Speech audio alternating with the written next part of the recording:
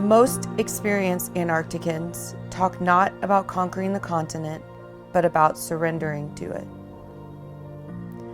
No matter how powerful you believe yourself to be, how good your technology, how rich your invention, Antarctica is always bigger. And if we humans look honestly into this ice mirror and see how small we are, we may learn a humility that is the first step toward wisdom.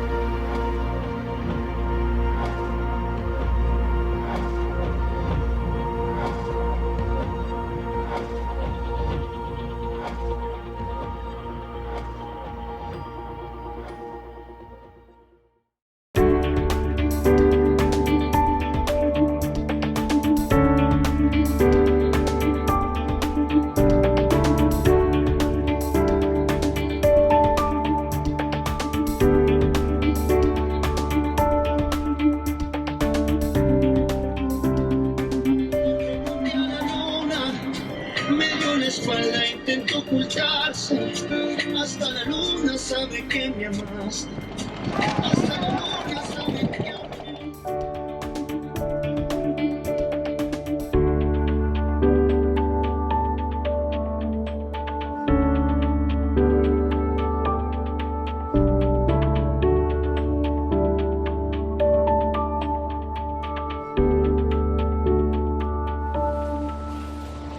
Hello ladies and gentlemen, and welcome on board Seabourn Quest. We're heading south to the Chilean fjords for our ultimate Patagonian Antarctic journey. By the end of your time with us, we do hope that you love Antarctica as much as we do. Enjoy the voyage.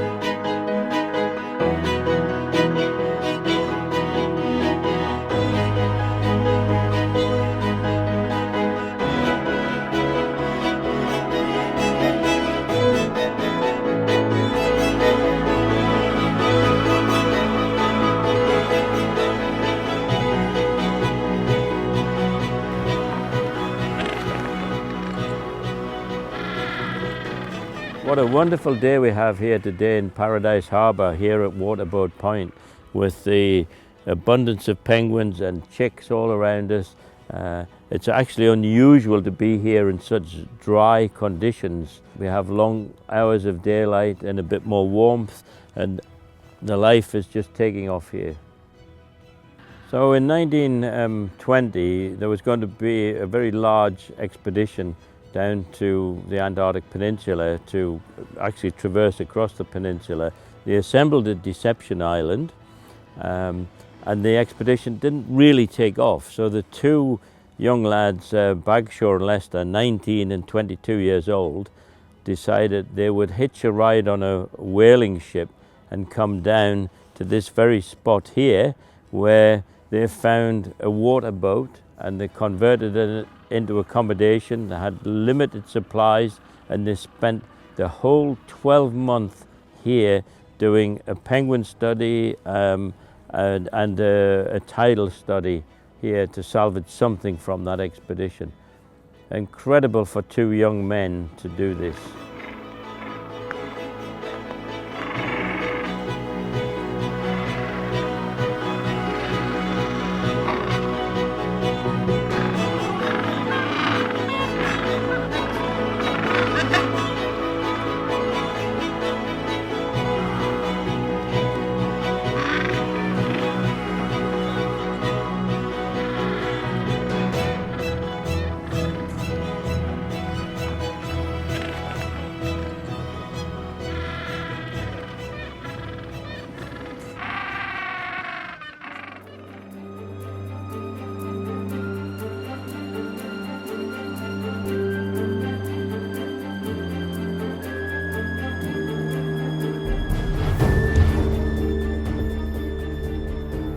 So the killer whales that we saw today were type B killer whales, also referred to as the Gerlache killer whales, and they are fish eaters, usually found on the western side of the peninsula.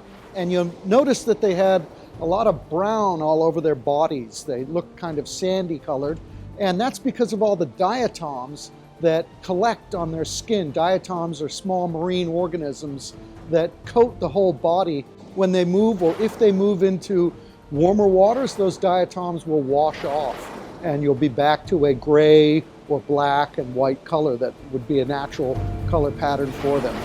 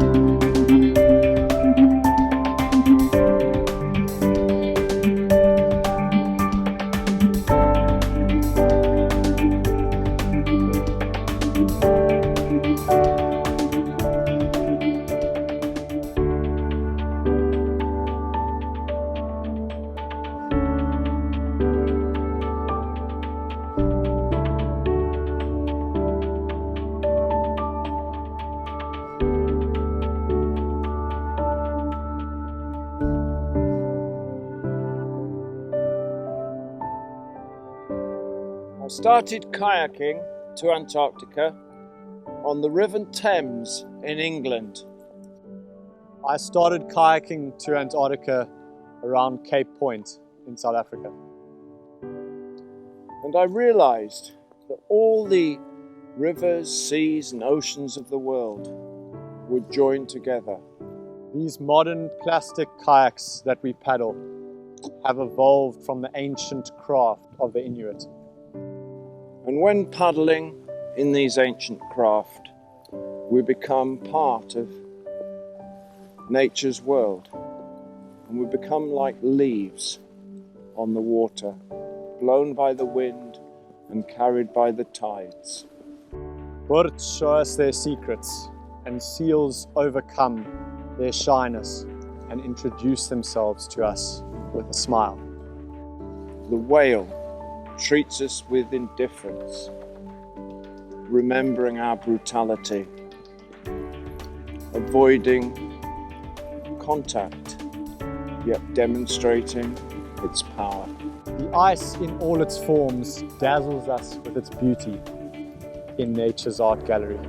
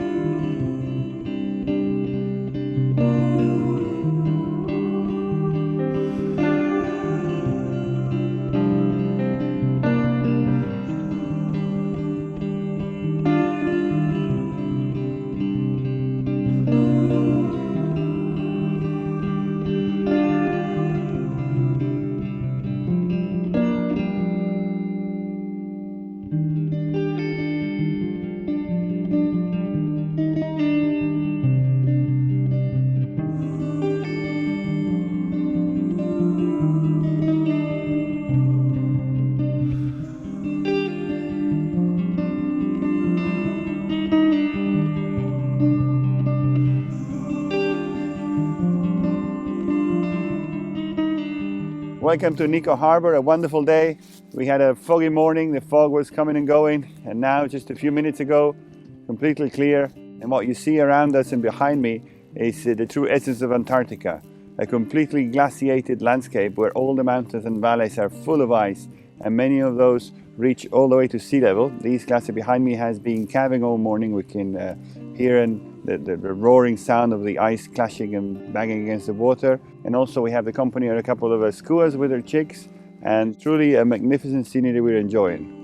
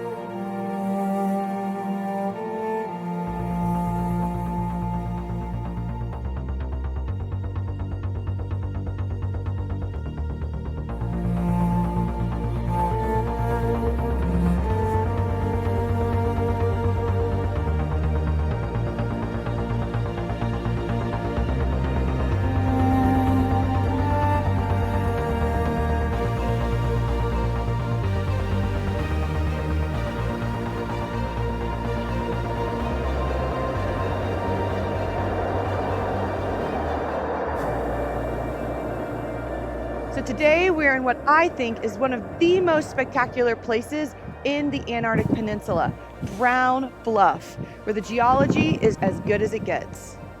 So Brown Bluff is the remnant of an in-glacial volcano. So this is a volcano that mainly erupted beneath an ice cap. Now the rocks that we see at the landing site and the rocks we see right here, these are called vinifex, which is just a fancy geology word for wind made. And what happens is these strong winds that come off the glaciers here sandblast these rocks and create these really, really unique shapes that we see. Now these rocks are made of volcanic tuff, and if you look close, you can see the individual layers of ash and cinders from ancient eruptions.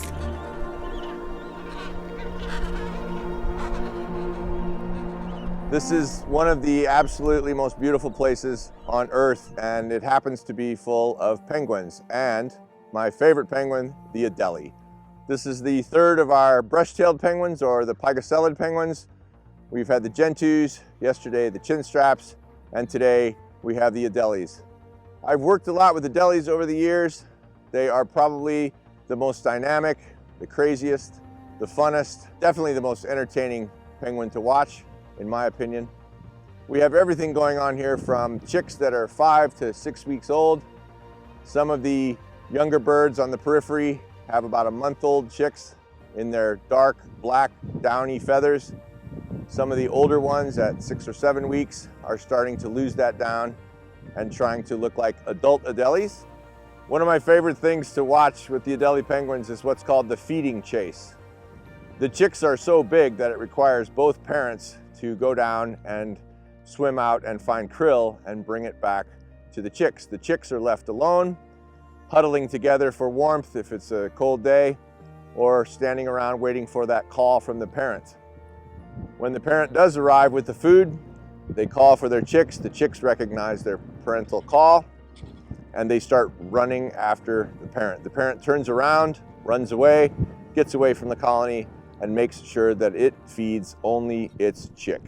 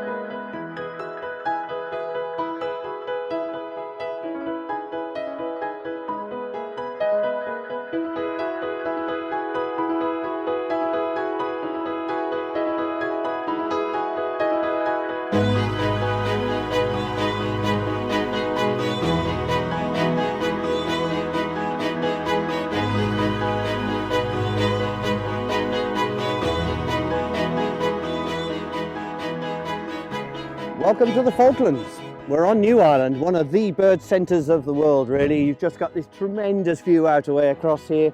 You've got black-browed albatrosses, you've got rockhopper penguins, you've got shags here as well, the imperial as they're calling these, and they're all nesting really close in to us. Lots of chicks, rockhopper chicks all over the place, a few feeding, others already in their creches. And of course the young albatrosses, they're brilliant. They're just sitting on the nest, watching us coming and going. And you've just got this whole atmosphere of birds, the noise and of course the smell. And above us, well, there's albatrosses going by, there's skuas going by, and the striated caracara, one of the rarest birds of prey in the world, and they call this home as well. So just an amazing abundance of bird life, all tucked in on the tussock here on the western edge of the Falkland Islands.